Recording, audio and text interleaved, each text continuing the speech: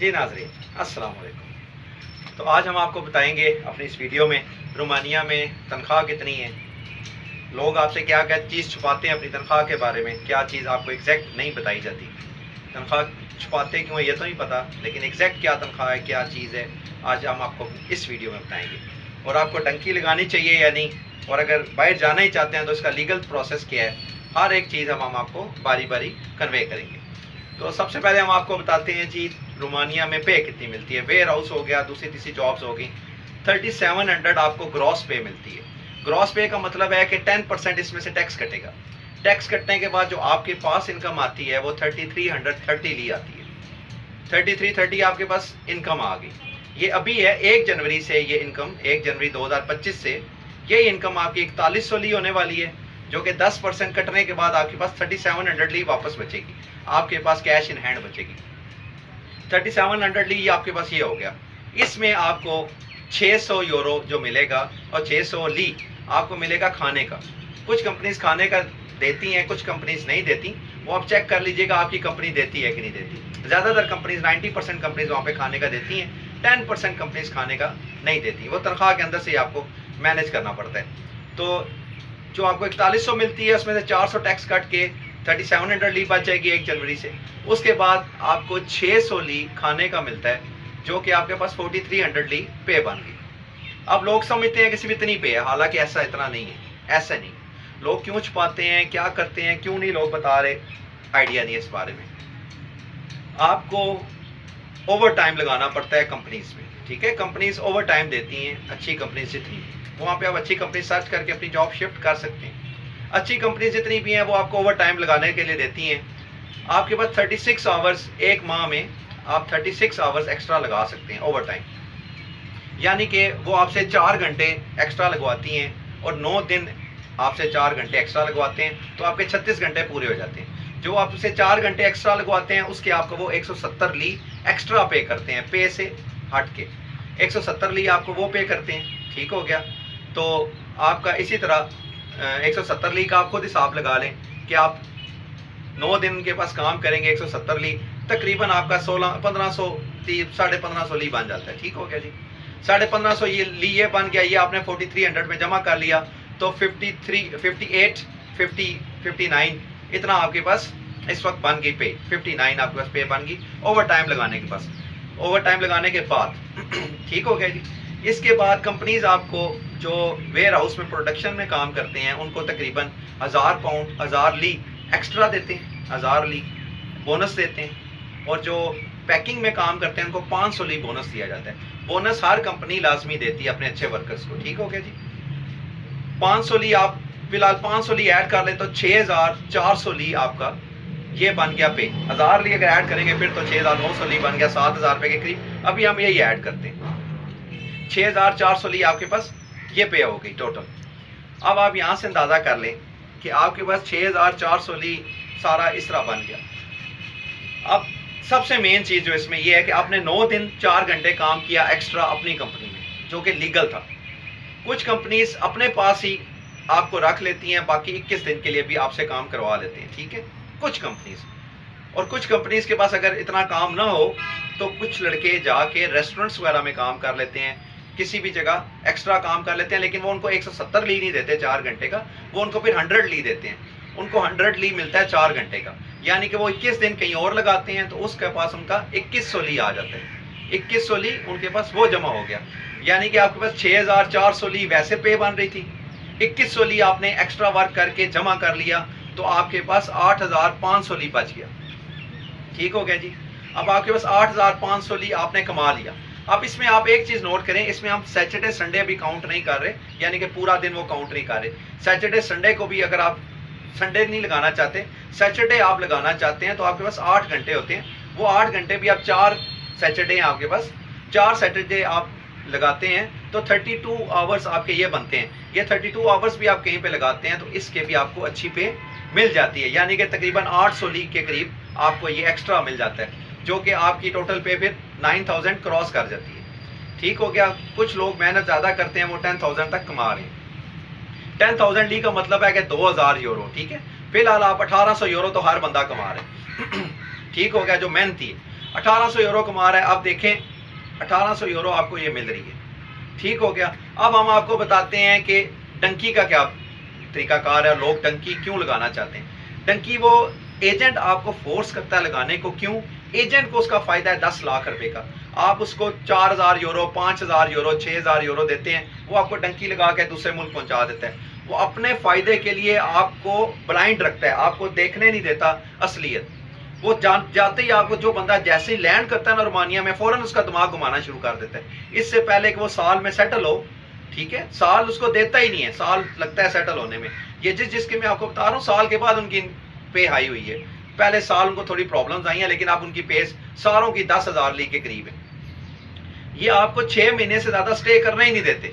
आपका दिमाग इतना ज्यादा घुमा देते हैं, इतना डाल देते हैं, डंकी डंकी डंकी मारोगे, उधर फ्यूचर है, ये है, वो है, इतने ज्यादा पैसे मिलेंगे, इतना कुछ होगा, यहाँ पे कुछ नहीं मिलेगा, उधर जाते ही 2000 यूरो मिलेगा। इतना ज्यादा परेशान कर देते हैं बंदे को, बंदा फोर्स हो जाता है, बंदा उनको 4000 यूरो, 5000 यूरो देता है ताकि वो उसको डंकी लगा दे, ठीक है, डंकी लगा के बाहर भेज दे। इसमें सिर्फ फायदा होता है एजेंट का, और किसी का फायदा नहीं है। जो डंकी लगा के जाता है, सबसे ज्यादा नुकसान उसका होता है। दूसरा नुकसान पीछे उन पाकिस्तानियों का होता है जिन्होंने वीजा लेके रोमानिया में आना है। उनको कौन वीजा देगा? जब सारों को पता चल जाएगा पाकिस्तानी लगाते ही डंकी, आते ही भाग जाते हैं, उनको कौन वीजा देगा? पूरे पाकिस्तान का पीछे बेड़ा गर्क करके वो लोग डंकी लगा के आगे जाते हैं। पूरे पाकिस्तान का बेड़ा गर्क, जो बंदा डंकी लगा के जाता है उसका बेड़ा गर्क। सिर्फ फायदा होता है तो उस एजेंट का जिसने आपसे 4-5 हजार यूरो फी पर्सन आपसे लिया होता है डंकी लगाने का, ठीक हो गया। अब जो डंकी लगा के आगे जाता है उसका सिनेरियो मैं आपको बताता हूँ। मेरे कुछ जानने वाले आगे गए हैं, इतना परेशान है, एक तो साल हो गया है, इतना परेशान है। एक तो उनसे 14 घंटे काम कराया जाता है। आप रोमानिया में काम करते हैं 8 घंटे, सैटरडे संडे आपकी छुट्टी होती है, ठीक हो गया। अगर आप रोमानिया में इतना ही काम करें ना जितना आपसे इटली और आगे पीछे कराया जाता है, तो आप यहाँ पे भी 2500 यूरो, 3000 यूरो कमाएं, ठीक हो गया।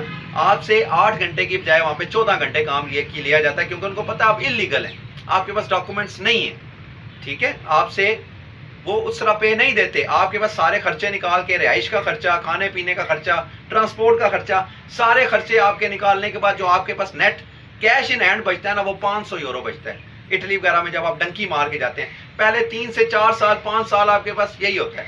पहले 5 साल आप 500 यूरो पे ही रहते हैं, ये बात आप याद रखें। और जो लोग लीगल रहते हैं रोमानिया में, इसके बरक्स उनका देखें कि वो 5 साल, वो अगर 10,000 ली कमा रहे हैं तो 5 साल में वो कितना कमा लेंगे, ठीक है, 6 लाख ली कमा लेंगे। 6 लाख ली किधर जाती है बात? 6 लाख ली वो कमा लेंगे 5 साल में। और सबसे बड़ा बेनिफिट उनको 5 साल बाद उनको PR मिल जाएगी रोमानिया की, ठीक हो गया।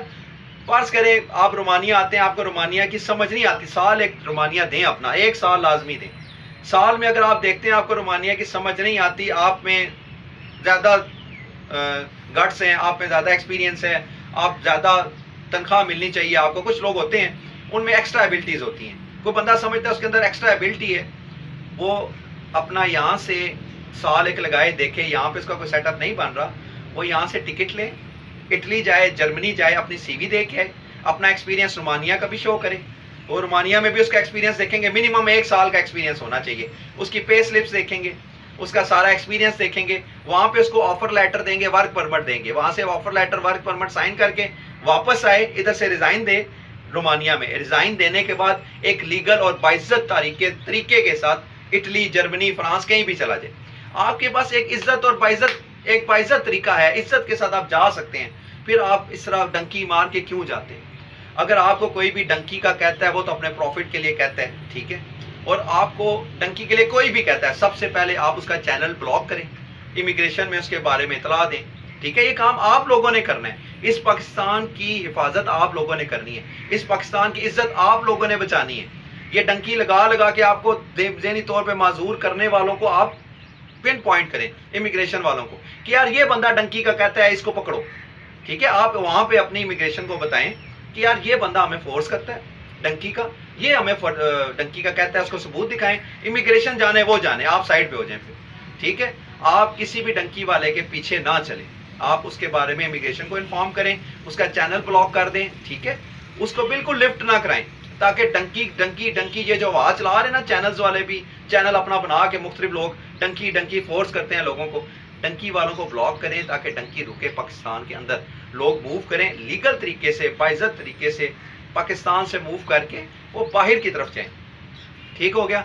और दूसरा, आप अपना लाइसेंस रूल लेके आइएगा। यहाँ पे लाइसेंस का ये है कि अगर आपके पास सिर्फ मोटर कार का लाइसेंस है ना, तो आप गाड़ी के लाइसेंस में वहाँ पे शिफ्ट होता है, लेकिन मोटरसाइकिल के लाइसेंस में शिफ्ट नहीं होता, इलेक्ट्रिक स्कूटी के लाइसेंस में शिफ्ट होता है, क्योंकि आपका मोटरसाइकिल का लाइसेंस गाड़ी के साथ नहीं है। आप यहाँ से बनवा के लेके जाएं तो गाड़ी साथ मोटरसाइकिल का लाइसेंस हो। अगर एलटीवी बनवा के लेके जाते हैं तो उसमें एलटीवी का लाइसेंस हो, साथ में एलटीवी के साथ मोटरसाइकिल का भी लाइसेंस हो। फिर आपको 4 मोटरसाइकिल की ऑप्शन भी मिलेंगी, साथ में आपको गाड़ी की भी ऑप्शन मिलेगी एलटीवी में, और साथ में आपको बस की, लाइट बस चलाने की भी ऑप्शन मिलेगी। ठीक है, छोटी बस चलाने की आपको वहाँ पे इजाजत मिल जाती है। तो आप अपने लाइसेंस लाजमी लेके जाएं, क्योंकि वहाँ पे टैक्सी में अच्छी पे है। लाइसेंस तो आपका ट्रैक कन्वर्ट हो जाता है, लेकिन आप टैक्सी नहीं चला सकते। टैक्सी के लिए आपको एक एक्स्ट्रा टेस्ट देना पड़ता है। उस टेस्ट के बाद आपको टैक्सी के लिए सिलेक्ट किया जाता है कि यार ये टैक्सी चलाने के काबिल है या नहीं है, फिर वो आपको वहाँ पे टैक्सी चलाने देते हैं। ठीक हो गया। टैक्सी में भी अच्छी आमदन है, ठीक ठाक आमदन है। और जब ये मुकम्मल शेंजन हो जाएगा, फिर तो आप यहाँ से सवारी लेके स्पेन जा सकते हैं, आप रोमानिया से सवारी लेके इटली, जर्मनी जा सकते हैं और अच्छा खासा कमा सकते हैं। थोड़ा नहीं, अच्छा खासा। कई टूरिस्ट आते हैं, वो कहते हैं हमें इधर घुमाओ, उधर घुमाओ, उधर घुमाओ। आप ठीक ठाक कमा सकते हैं। ठीक है, टैक्सी में भी ठीक ठाक बचत है। उबर चलती है, येंगो चलती है, काफ़ी ज़्यादा वहाँ पे आपको बस इस तरह की सर्विसेज, टैक्सी सर्विसेज मिल जाती हैं। आप बिल्कुल बेफिक्र हो जाएं। रोमानिया सबसे मेन चीज़, रोमानिया चीप है, चीप। जैसे आप पाकिस्तान में देख लें, पाकिस्तान में इस्लामाबाद में आप सबसे महंगे एरिया में चले जाएं, जैसा F8 हो गया या इस तरह महंगे एरिया हैं, वहाँ पे आप जाएं, एक तो रिहाइश महंगी, दूसरा वहाँ पे खाना पीना महंगा, ठीक है, तीसरा वहाँ पे ट्रांसपोर्ट महंगी, वहाँ पे हर चीज़ महंगी होती है। इसी तरह और आप अगर रवात में चले जाएं, रवात में आप जाके रहें तो रवात में आपको रिहाइश सस्ती, 10,000 रुपये में, 5,000 10,000 रुपये में पूरा मकान मिल जाता है रेंट पे, कनाल का 10,000 रुपये में। ठीक है, साथ खाना सस्ता, वहाँ पे हर चीज़ सस्ती। कहने का ये मकसद है कि इसी तरह रोमानिया चीप मुल्क है, वहाँ पे हर चीज़ सस्ती है, आपको रिहाइश सस्ती है, ट्रांसपोर्ट सस्ती है, रहना सस्ता है, खाना पीना सस्ता है।